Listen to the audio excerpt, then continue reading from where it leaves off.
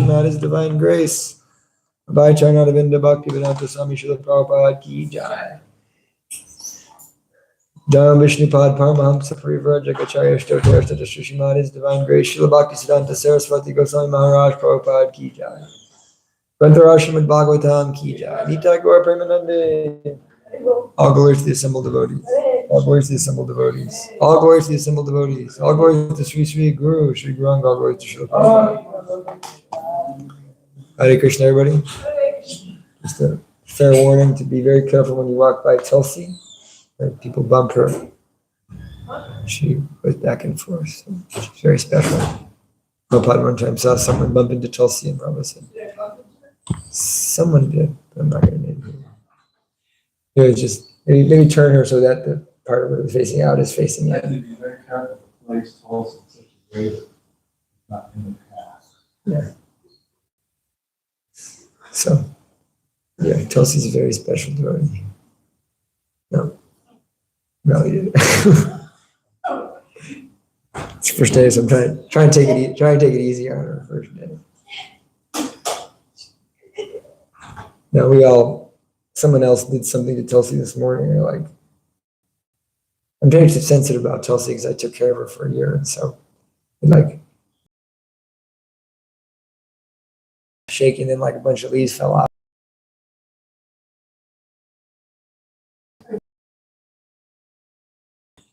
But the worst I saw was dragging her hand to them. Tulsi's very special. She's like a deity, you know. She's always so forgiving and merciful. Om Namo Bhagavate Vasudevaya. Om Namo Bhagavate Vasudevaya. Om Namo Bhagavate Vasudevaya. Om Namo Bhagavate Vasudevaya. Narayanam Namaskritya Naram Chaiva Narottamam Devyam Saraswatim Vyasam Tato Jayam Udirayet Nastapreshu Bhadreshu Nityam Bhagavata Shevaya Bhagavati Uttama Shloke Bhakti Bhavati Naishtaki. Before reciting the Srimad Bhagavatam, which is our very means of conquest, One should offer his respectful obeisances unto the personality of Godhead, Narayan, unto Narayan Rishi, the supermost human being, unto Mother Saraswati, the goddess of learning, and unto Srila Vyasadeva, the author. By regular attendance on classes in the Srimad Bhagavatam, and by rendering service to the pure devotee, all that is troublesome in the heart is practically eradicated. And loving service to the personality of Godhead, who is praised with transcendental songs, is established in the heart as an irrevocable fact. Yes, Hare Krishna, everybody. So we'd like to welcome Melly to the temple and to the Bhagavatam class. Thank you for being here. Happy you're here. Happy to have a devotee, because if it wasn't for you, it'd practically just be no one in the Bhagavatam class. I'm glad Omar showed up too. I'm scared that I'm just going to be preaching to then agitation. I was getting scared it was going to be me preaching to Lolita. Which we've actually never had before. It's just been me and her. It's always been, we'll keep at least 2 class.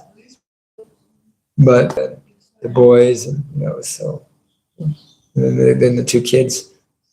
So, reading from Srimad Bhagavatam, Canto 4, Creation of the 4th Order, Chapter 24, song sung by Lord Shiva, text 22.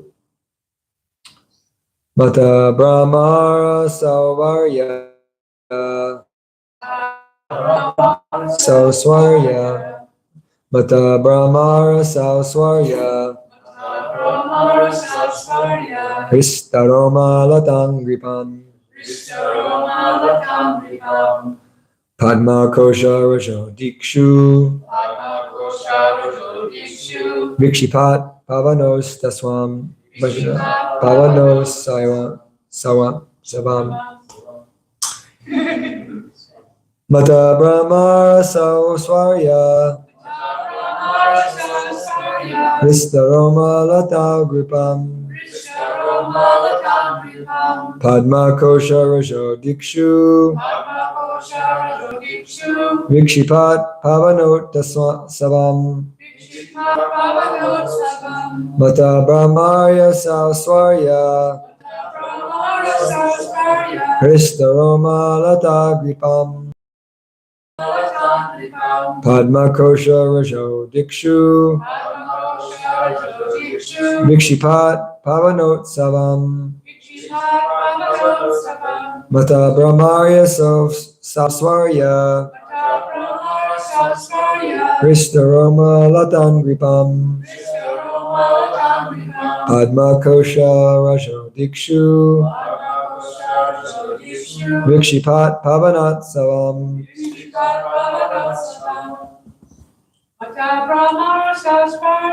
Mata Brahmarya Sauswarya Histaroma Latan Gripam Padma Kosha Rajo Dikshu Vikshipat Pavanot Savam Mata Brahmara Sauswarya Histaroma Latan Gripam Padma Kosha Rajo Dikshu Vikshipat Pavanat Savam Mata Brahmara Sauswarya Histaroma Latan Gripam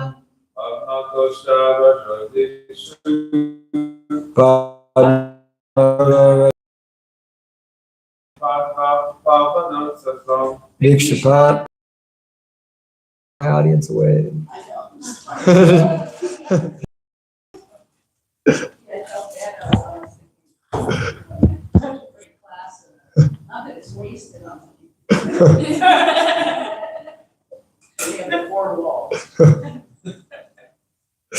Synonyms: Mata, mad. Brahmara, sorry, it's acting up. I don't know what's going on. Bumblebees. Sauswarya, with great humming. Krista, joyfully. Roma, hair on the body. Lata, creepers. Angripam, trees. Padma, lotus flower. Kosha, Kosha, whirl, Whirl, Rajaha, Raja, saffron, Saffron, Dikshu, Dikshu, in all directions, in all directions, Vikshipat, Vishpat, throwing away, throwing away, Pavana, Bhavana, air, Utsavam, Utsav, festival. festival. Translation by His Divine Grace, Srila Prabhupada. Jai. There were various trees and creepers on all sides of the lake, and there were mad bumblebees humming all about them. The trees appeared to be very jolly due to the sweet humming of the bumblebees, and the saffron, which was contained in the lotus flowers, was being thrown into the air.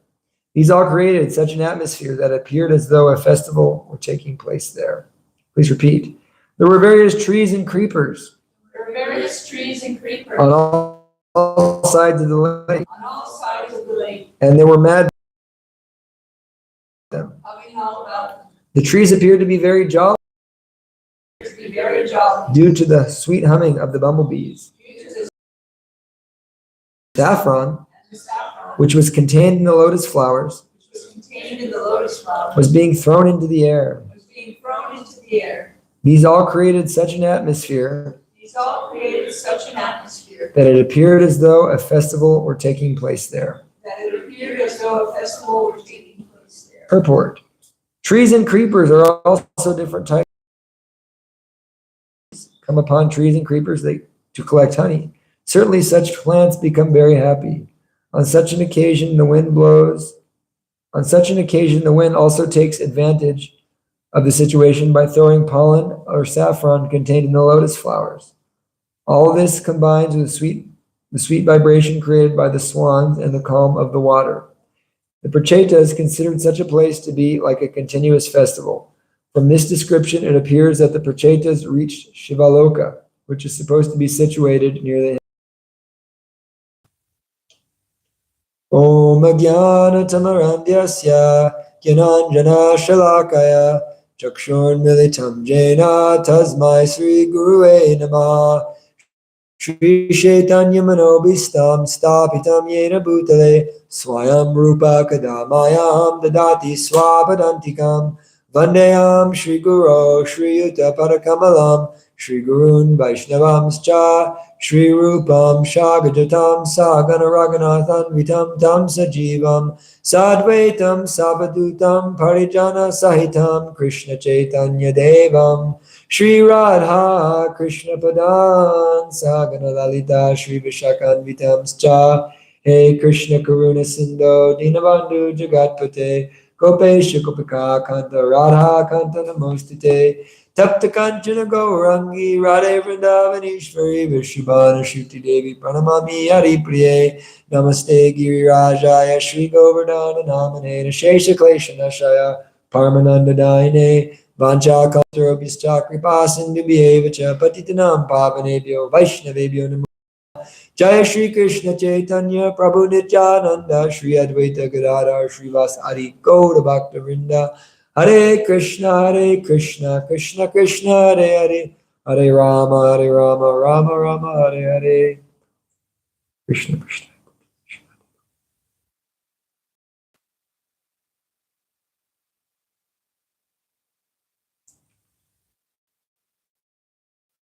Prabhupada Vallabhaya.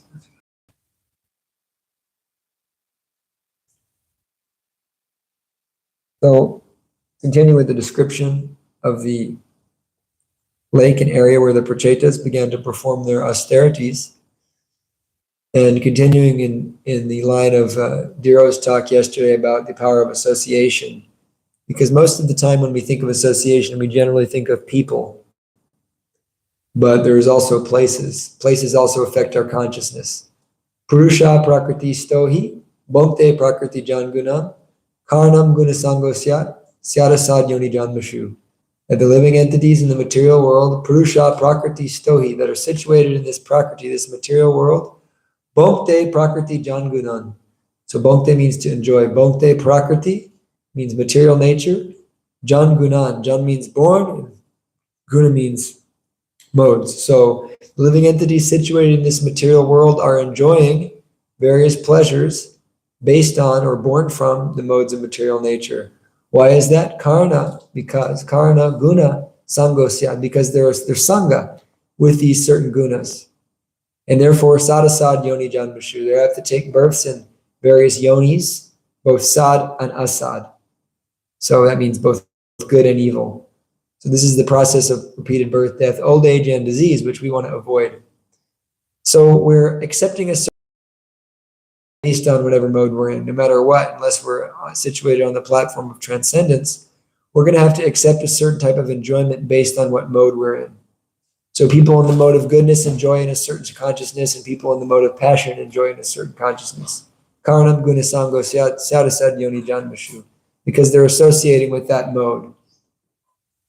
So we have to understand in each circumstances of our lives, what mode are we associating with? So therefore, we have to create an atmosphere which is conducive to the mode of goodness. By creating such an atmosphere that's conducive to the mode of goodness, we can then kind of begin to cultivate Krishna consciousness properly. Have the mode of goodness, it becomes very difficult to cultivate Krishna consciousness. So how do we create a sattvic atmosphere? Well, first and foremost, we have to become clean in body, clean in mind. So that means you have an external environment which is conducive. Your room or your space should be very clean, very neat. When everything is neat, the mind can become peaceful. But when everything is not neat, the mind can never be peaceful in such a place. The temple is neat. We're very, very serious about that at this temple. Our temple room is always very neat. I've been to some temples where the temple room is not neat whatsoever. But when the temple room is neat, when your space is neat, it becomes very easy to chant Hare Krishna. So you keep a neat space, you keep a clean space, keep everything in its place. Keep the body very clean. We should wake up early in the morning and shower. This is sattva.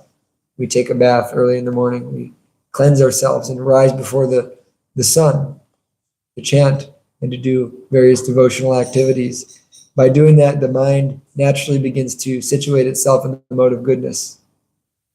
When one is in the mode of goodness, one can see things as they are, which is the very, very important fundamental element to beginning to practice devotional service, is seeing things as they are. Because enjoyment based on the modes is senseless. It's actually a mockery of the living entity. It's kind of like Maya mocking us if you really analyze it, the things that humans will get into to try to enjoy. It's like, I don't want to get into the weird examples, but I'm not going to go there actually. But anyhow, we're attracted to various nasty things. You know, humans are attracted to nasty things when they're in the modes. Just like a pig is attracted to eating stool. A dog is attracted to eating stool. So when someone's in the mode of goodness, they can understand what is stool and what is gold.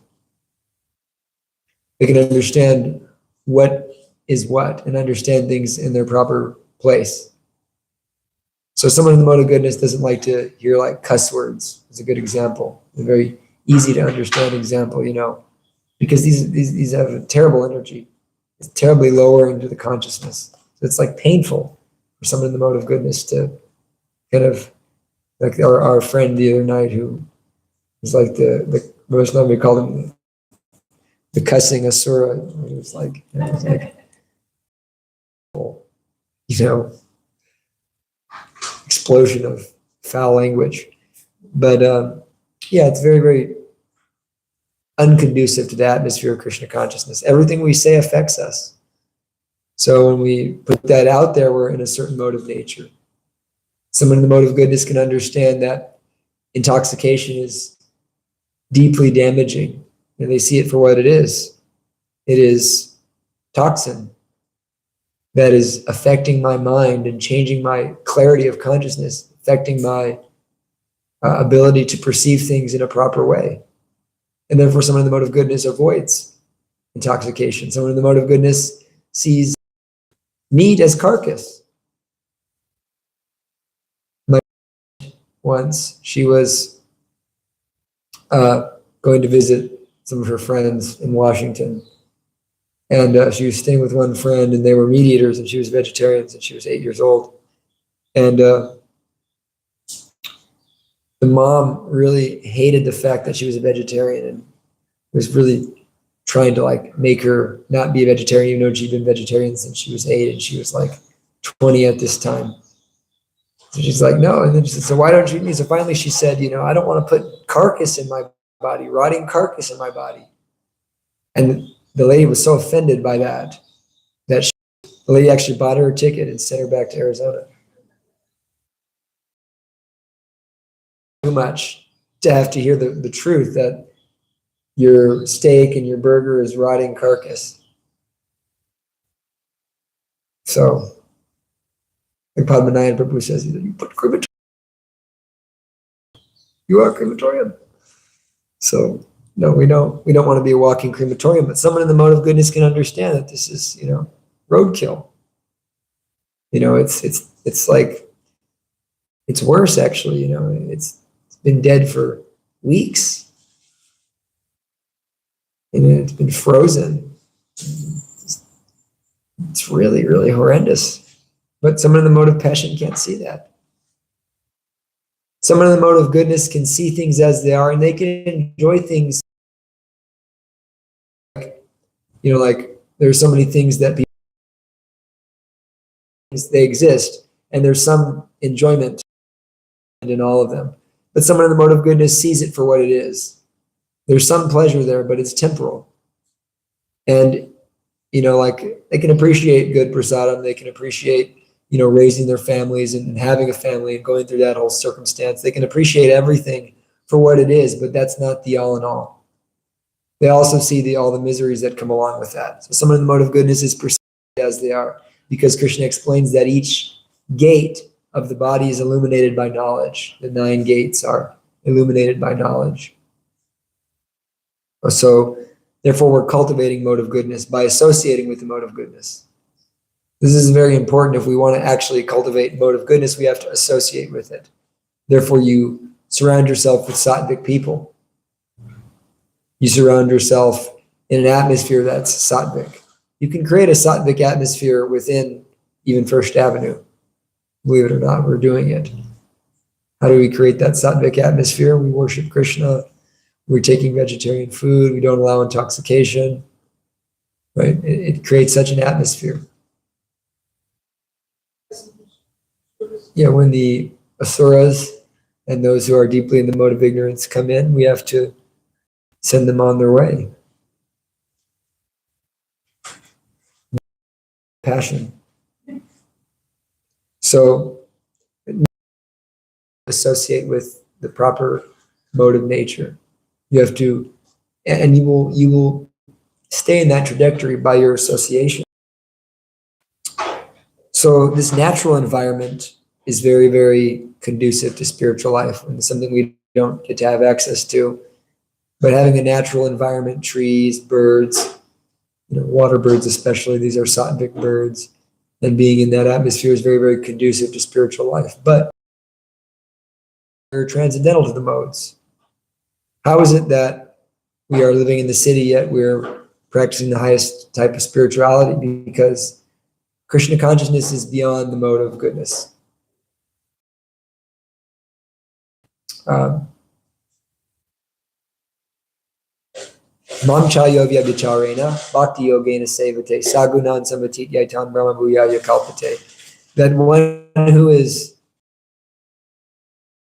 sagunan samatit yaitan, he's immediately above the modes by this bhakti yoga seva, this service in bhakti. Krishna says it directly, bhakti yogena sevate. Krishna is directly saying bhakti yoga. Sagunan samatit yaitan brahma bhuyaya kalpate. Such a person who performs bhakti yoga, they're situated on the level of Brahman. They understand they're not this body. Simply by this process of performing devotional service, unflinchingly engaging in Krishna's service, one transcends the modes of material nature. So, although mode of goodness is important, it's not the state by which Krishna appears. Since we're just coming out of Janmashtami, it's something to be said that there's a whole deep philosophy in Krishna's parents and how Krishna appeared, why he appeared, and in whom he chose to appear with. There's something so deep to explore there. Krishna's name is Vasudev, and Krishna's father's name is Vasudev. So Vasudev is he who comes from Vasudev. Actually, when you're singing Jai Radha Madhava, it's Yamuna. Like we say the Yamuna River, but we say Yamuna Tira Vanachari because it's the forest on the bank of the Yamuna. It's being born of the Yamuna, so it's Yamuna. So instead of Vasudev, Krishna is Vasudev. So Vasudev is the place by which Krishna appears. So we have to come to the state of Vasudev. So Sudashatva is called Vasudev, or the Vasudev consciousness. I'm going to look up a verse here.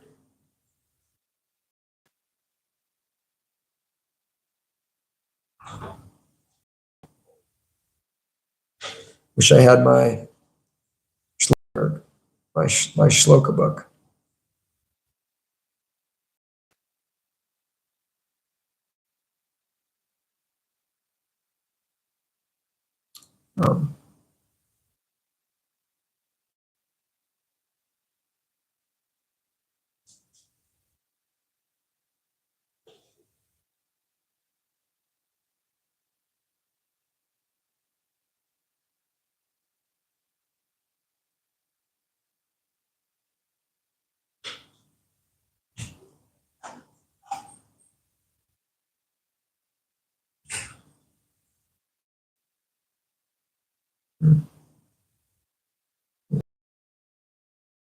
Krishna's father.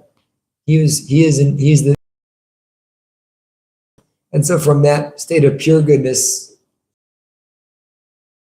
we have to cultivate this state of pure goodness. That's why Krishna's father is named Vasudeva. He's the manifestation of this pure goodness. And wherever this pure goodness develops, Krishna manifests the holy name, the pure holy name. And so when one attains the stage of bhava, that's when one transcends even mundane goodness. So one who has this pure goodness, at that stage, Krishna descends into the heart. First is the holy name, then into the mind, and then as actually Krishna appears before the devotee. You can, like the pure devotee is actually seeing visions of Krishna. But this is coming from their cultivation of Vasudeva, or pure Shuddha consciousness, which is developed through the mode of goodness. The mode of goodness is contaminated, but one who develops the mode of goodness can come to that pure goodness state by the practice of bhakti yoga. So that pureness is basically situated or characterized by one who does everything for Krishna, one who is acting completely when in that state one develops pure goodness. So if we associate with pure goodness, we develop that. And that's why we need to associate with pure devotees. And we do that the best way by reading. You just read Prabhupada's books with the proper consciousness, the proper mind, and the proper humility, then you'll get so much Krishna consciousness. And chanting the holy name, you're associating with Krishna. How are you associating? So much of our performance of devotional service does depend on the atmosphere we choose to cultivate around us. And so when one is really practicing devotional service, they can create an atmosphere of extreme sattva, and you can feel that. You know, especially every morning when I worship my Govardhan Shila, I feel the energy just shift, you know, via that puja. There's so much good energy, sattvic, clean, pure energy emanating from that activity of puja. Wherever there's pujas going on, and there's incense, and there's flowers, and there's natural things, these sattvic atmospheres are created. But it could also be noted that the sattvic atmosphere can be very intense for someone who's not sattvic, because sattvic atmosphere is a very peaceful mind, and people aren't used to that. So sometimes people who aren't situated, they go crazy in such an atmosphere. They can actually go insane. We've seen that also, even here. So Prabhupada is continuing on. He's mentioning that the Pracheta is considered such a place to be like a continuous festival. So it can be kind of understood that someone who's Krishna conscious, there's a festive atmosphere around them. And then we're just talking about mundane goodness. So mundane goodness, this is like a perpetual festival. But Krishna consciousness on the Shuddha platform is a perpetual festival, a perpetual state of joyfulness. And Prabhupada says in to one of the last verses of Bhagavad Gita that he experiences life with a thrill at every step. Life is like a thrill at every step for the pure devotee of God. So how do we come to that stage of experiencing life with a thrill at every step?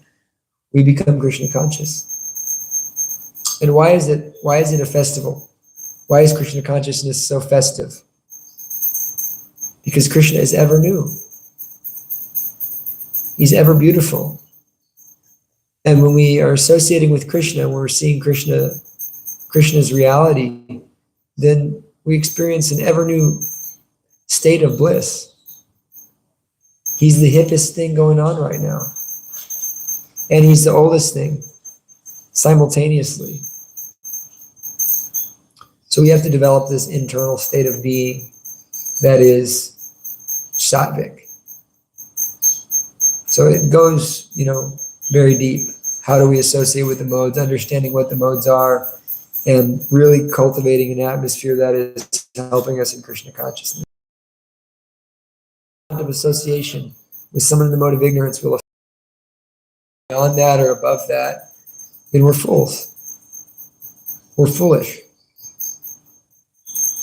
And so sometimes you people who are, highly advanced devotees, actually, they can seem kind of fanatical. I don't want to associate with that because they understand the precious nature of Krishna consciousness and how they don't want to lose it. There's a very precious state of being in Krishna consciousness. The mother going to bed very on time.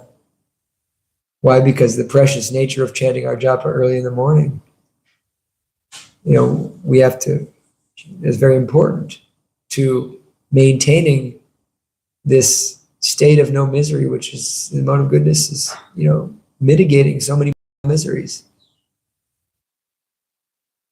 So we are very careful about our atmosphere. And at Sadhusanga, Vaisheshika Prabhu was speaking. He was saying how he has these, personal sanghas at his house. He invites devotees over, and anybody who he feels even a little bit has their personal agenda, he doesn't invite them back. Actually, at Silicon Valley, they're very, very strict. Gives classes. They're very strict because they don't want anybody to have a personal agenda. They have a very, very specific mood and atmosphere they're cultivating. And so it can seem kind of fanatical, but what's the result? The result is that how many books are they distributing? How many devotees are they making? How deeply Krishna conscious are the devotees coming from Silicon Valley? I mean, they're so deeply Krishna conscious because Vaisheshika Prabhu is nourishing them.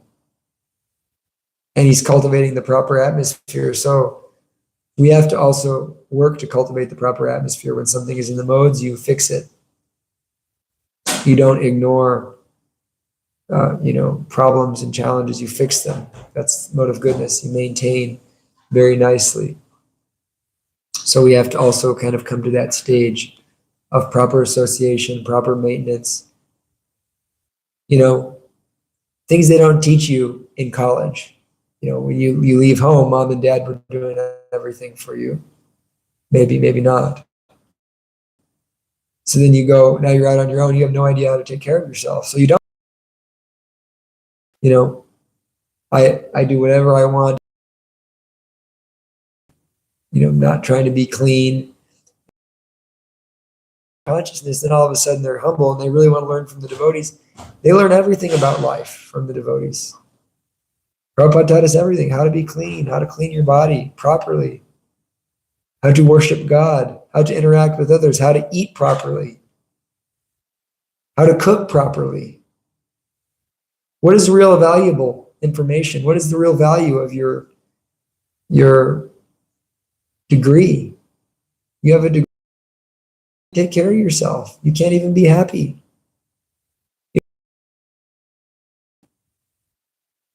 In Kali Yuga, no one knows how to do anything. They don't eat right. They don't enjoy their eating. They don't enjoy their marriages. It says they don't. Everything is just completely degraded. Even material life, a spiritual atmosphere, but someone who becomes a devotee, not only are they experiencing Krishna consciousness, they're having the highest pleasure, they also know how to live a balanced life, which is so necessary to perform yoga, because the mind has to become peaceful. The mind has to become sattvic. It's very hard to chant in the afternoon, if you notice, like you chant in the morning, I can sit down and chant 16 rounds before Mangalarti in a setting, but then come, noontime, it's like fighting an uphill battle. Or to speak of trying to chant your rounds in the evening or at night. It's just very difficult. So therefore we have to understand and make choices that are favorable to our Krishna consciousness. What is favorable for our developing devotional service. So the atmosphere that the Prachetas have come to is very favorable. And speaking of, I think I actually, creepers. So we can just, because this is kind of like one of those real poetic verses, so draw different points out, but like the creeper, the devotional service is compared to a creeper, right? So the creeper of bhakti. So one has to understand how to cultivate that creeper of devotional service. And the Chaitanya Charitamrita describes how it begins when the guru plants the seed of devotional service in your heart. And from there it grows through the material world, out of the material world, into the Brahmajyoti, into Vaikuntha, and then eventually takes rest at the lotus feet of Sri Sri Radha and Krishna. So there's so many obstacles in that growing of the creeper, and one of them is weeds, right? The weeds. So we don't want to water the weeds, we want to water the creeper. Different things that take away or suck our creeper. I like to give these analogies, my own personal analogies, like a boat. You have a boat across a body of water, but when there's leaks in the boat, then you can't. What are those leaks in the boat? Atyahara prayasyascha prajalpa niyamagraha janasangaschalaliam cha sadbir bhakti prasiditi. Vinashyate. Sadbir bhakti vinashyate. Vinashyati. Sadbir bhakti vinashyati.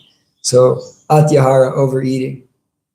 Overeating, over collecting, these things, they're a crack in the ship for devotional service. So why is it that overeating affects our devotional service? Is because the mind is directly connected to what we put in our body.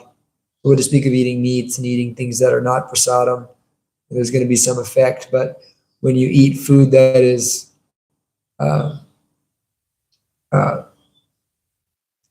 when you eat ekadasi, grains on ekadasi, there's subtle things that happen. They agitate our minds. Eating too much agitates the mind. So when you fast, you'll notice the first thing that happens after 6 hours of fasting. I love it because I start to get really conscious. If you're not, then you're just going to be angry. But you get very calm and peaceful. And it's very, very good. In that state, it's a very, very practice sadhana. You can chant very nicely. You can, do worship very nicely. You can hear very nicely. But you're not going to try to manage something. It's very difficult to do management or things like that on a fast. It's not the atmosphere needed for that service. So what we eat is affecting us. So atyahara, you eat too much, it affects the consciousness. And therefore one doesn't feel inspired to chant. It actually took me a long time to kind of realize that, sometimes I would overeat, prasadam, and then I'd be having a hard time with japa. And so one who, practices devotional service, they begin to realize what's good for me, how much I should eat, how I should do it, and so such a way that they're maintaining this very sattvic state, which is very difficult to do, but Krishna can empower us to do it. And in that sattvic state, they're performing yoga and they're connecting directly with Krishna. Adyahara prayasyascha, endeavoring for things which are useless. So it's an over endeavor. Over endeavor is basically characterized by the mode of passion. When something is necessary, and we're doing it simply for our sense gratification. Sometimes even in devotional service, we can do things essentially for our sense gratification. And that over endeavor takes away from our ability to focus on Krishna. Prajalpa, that's a very powerful and experience. You can experience that when one is hearing and speaking Prajalpa, their ship is cracked and the boat is sinking. You can't get that taste in chanting when you do Prajalpa. You lose your taste for devotional service. So what is that like? When you're hearing too many mundane things, you're on Facebook, on hearing the news too much, you're hearing all about this stuff, you become absorbed in this Prajalpa. It's Shrama Eva Kevalam, it's useless. There's a nice Shrotavyadini Rajendra Niprasanta Sahasrasha Apashyatam Atmatatvam Griheshu Grihamedinam. That's a Bhakti Vaibhav verse I've been memorizing. So Shrotavyadini Rajendra Niprasanta Sahasrasha. And in human society, there's Sahasrasha means thousands and thousands of subject matters in human society for hearing. And that a materially engrossed person, he enjoys these subject matters. He's listening to all these thousands of different subject matters, all these different, there's a podcast for everything now. So such a materialistic person is apashyatam atma tattvam. He's blind, apashyatam, to the atma tattvam, to the true knowledge of the self, to the tattva. Therefore, griheshu grihamedinam, this is the life of such an envious grihamedi. Means someone who's engaged in material life without any spiritual culture. And then it says, after that, the verse is, Nidraya hiryate naktam, vishate, getting it, just memorizing these verses for Bhakti Vaibhav. The life of such an envious household, in English is that the life of such an envious householder is spent at night either sleeping or enjoying sex, and in the daytime by maintaining family members and working hard. So this is the life of a Grihamedi. And so they're engaged in so much prajalpa, which is agitating to the mind. Gossip, unnecessary. And the word is unnecessary. Sometimes it's necessary to speak about a certain subject matter that is not directly Krishna's pastimes or Krishna's activities or the holy name or the Bhagavad Gita, but in necessity, not to overindulge. Because when you do that, you're wondering why I don't have any taste for chanting, because I chant, I hear the morning program, and then I dive into, the nescience. And I go associate with the lower modes of nature. And therefore, I know that this doesn't taste good. This is not blissful like being a devotee. This is not nice like hearing Krishna Katha. Krishna Katha is so pleasant. It's so sweet to hear. But then I go and I associate with the lower modes of nature, I'm getting something out of it, but I'm not enjoying it really. And I deep down, I know this is not actually pleasing whatsoever. But I'll just scroll one more, It's kind of the consciousness. So we have to once again cultivate or associate with the mode of goodness and maintain it, which takes grace. Niyamagraha, Niyamagraha, that's another one. Following rules and regulations just for the sake of following them, or not following rules and regulations and being whimsical. So devotional service is not a series of rules and regulations. Becoming successful in devotional service is not meaning that you followed all the rules properly. And now I'm going to go back to Godhead. Of course, it's about developing love for Krishna. So what is the proper consciousness to do that? We're following rules and regulations, and we should understand why we're following rules and regulations. At the same time, we're not being whimsical. So we do our best to follow nicely the rules and regulations. If we become caught up on that becomes focus, then we're also going to suffer. It's going to drown our ship. And then ultimately, janasangas chaloyam cha. Janasangas, associating with asat, bad association. Associating with non-devotees. Jana Sangas destroys your bhakti creeper. So what are you going to water? You water the bhakti creeper by hearing, chanting, associating with devotees, hearing Srimad Bhagavatam, worshiping the deity. Water the bhakti creeper. It will grow very nicely, very quickly, if you water the creeper nicely. But if you don't, then it's going to suffer. And then there's the weeds that come up. They look like devotional service, but they're not. The guru is the one who can distinguish between what is the actual creeper and what is the real creeper of bhakti yoga. So we need to understand what is actual bhakti yoga. How do you do that? By hearing from the guru. So this kind of all depends on this simple thing, though. Do you actually want it?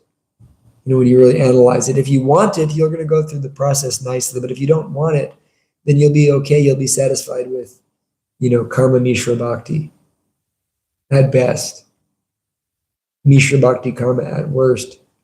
Or, just sahajaism. You'll be, satisfied with that, thinking that you're actually tasting something spiritual. So the guru is there to actually give you the real thing. And so he's there to pull those weeds out. And then there's, of course, what's the ultimate? You're trying to cultivate a garden. And then there's the mad elephant offense, right? To offend the Vaishnavas. It's like a mad elephant coming and tearing out all the creepers in the garden, destroying your bhakti culture. So you are creating something. It is a very mystical process. And you are creating a certain atmosphere. You're cultivating a certain atmosphere. You're building a certain space around you. You're creating Vrindavan in your heart. And so a bhakti yogi is very, very careful to create that atmosphere and to associate with the mode of goodness. It's so important.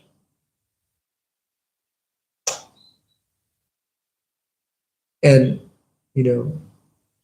we have to have knowledge to recognize what is, why am I acting a certain way? Because I'm in the mode of passion.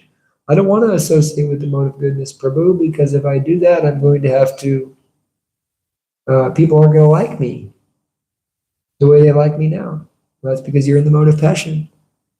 You desire fame, profit, adoration, and distinction. You've not come to the level of abandoning everything for Krishna. When you come to that level, when Krishna becomes number one, then there's no impediment in your devotional service. So, any questions? Lalita, Priya?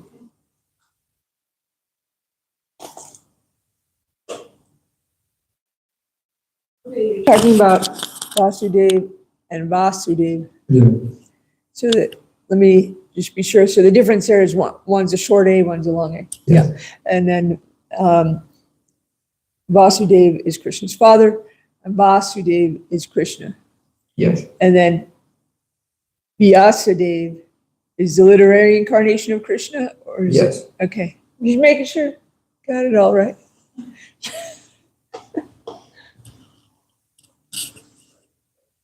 Yes, Omar Prabhu. Thank you for the class. My question is regards to pleasures. So can you describe pleasure that's not based off of senses?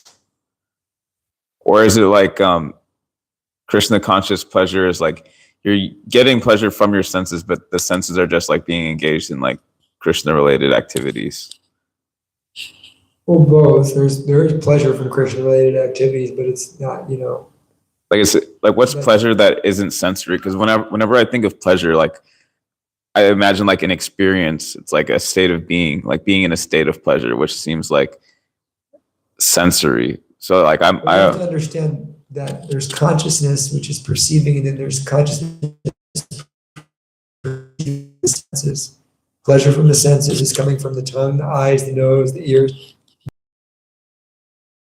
the mind, even the mind.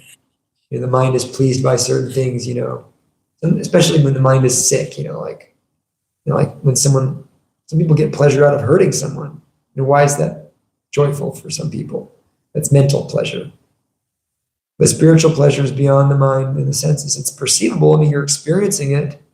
There's a state of being there, but that's not dependent upon the senses. And so unless you reach that state, you have to taste it to taste it. It's experiential. Pleasure beyond the senses. And that, you can kind of tell when you're going through something that's unpleasant, yet you're still happy. We've seen devotees that have, I think, two primary examples in our movement, have been dying of terrible cancers, and been laughing and smiling and their consciousness is joyful to the last moment of death. Why is that? Because they're not this body. They're not this mind. They understand that. So that type of pleasure is real spiritual pleasure. It is a state of being. It is perceivable. You are feeling it, but you're not feeling it through the senses or the mind. Sure. All right, thank you. Yeah. So there's a verse. Do you have anything, Melly? I couldn't tell because Legion was sitting there. No. There's this verse that I was trying to find. I finally found it. Very famous verse. Sarvam Vishudam Vasudeva Shabditam Yadi Yate Tatra Pumana Pavrita Sadve Chatasmin Bhagavan Vasudevo Yadok Sajome Namasa Viriyate. This is a verse spoken by Lord Shiva. Lord Shiva says, I am always engaged in offering obeisances to Lord Vasudeva in pure Krishna consciousness. Krishna consciousness is always pure consciousness in which the Supreme Personality of Godhead, known as Vasudeva, is that line there. Sattvam Vishuddham, Vasudeva Shabditam. That Sattvam, consciousness, Vishuddham, pure, Vasudeva, Krishna. Or actually the word is not Vasudeva, it's Vasudeva here. It's important to understand that Krishna, it's actually saying Vasudeva, meaning that that's the state by which Vasudeva is revealed. So that Vasudeva, so that pure consciousness, when that's developed, then Lord Krishna is born. And so trying to develop that state of being where Lord Krishna is born. And that verse is reveals that. And such a person is going to experience Krishna early.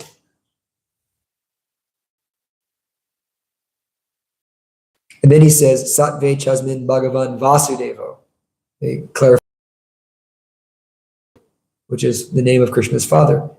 That state by which we develop the consciousness to give birth to Krishna. And then from that, Sattve Chatasmin Bhagavan Vasudevo, that Krishna appears. So, when you study the qualities of Vasudeva, you're really seeing how he was in the mode of pure goodness. And from that, Krishna takes birth. And the same applies for, Mother Sachi and Jagannath Mishra. And also, Yashoda and Nanda, who are the actual parents of Krishna. Actually Krishna was born from Yashoda's womb, not Devaki's. There's different insights our acharyas explain. Where's that? That is, it's in other Puranas. There's a whole article on it. You can read it there's whole articles, BTG articles on it. Or certain Puranas. I can send you the link. It appears to be different in the Bhagavatam. Yeah, but there's many articles written on it, and our acharyas explain.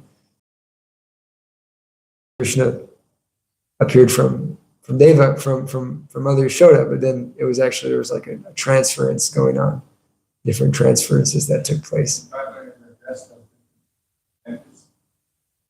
I have to show you the article. Actually, it was Shrudadeva who sent me it 2 years ago. And it was an article, I think, by Dravida, or either Dravida or perhaps it was Satyaraj who wrote the article. But I think it's coming from Vishwanath Chakravarti Thakur. And he's giving some insights into the fact that Krishna's, he's calling, it is actually evidence in the Bhagavatam, because he's continuously called, Yashoda Nandana, Nanda. He's continuously called that. Well, But that's because he grew up in the house. They were the main parents. But actually, there's a pastime too about how they wanted Krishna as their child, because actually Nanda and Yashoda were 96 years old when Krishna was born. Believe it or not, yeah, they were 96 years old when Krishna was born. Of course, they lived longer in those days, Yeah. and so they really deeply desired Krishna, and they couldn't have a child, so they were in charge. Nanda Maharaj was in charge of. Actually, just watched a Janmashtami class on this. Pastime was being told on Janmashtami by Bhakti Vigyan Goswami. He was saying that this is a pastime coming from the Puranas, that Nanda and Yashoda deeply wanted a child, but they couldn't have a child. And so the coward boys, the coward men, they approached them, we'll do a yagya. And then, Nanda and Yashoda said, nothing you can do can bring the child that we want to have, because that Krishna was appearing in their dreams. And the child, and so they actually did a vrata where they did this intense, desperate Ekadasi vrata for like years. And then by that, Krishna appeared originally in the womb of Yashoda and then transferred to Devaki and then back to Yashoda. So I can send you the article. It's really interesting. Yeah. Srimad Bhagavatam ki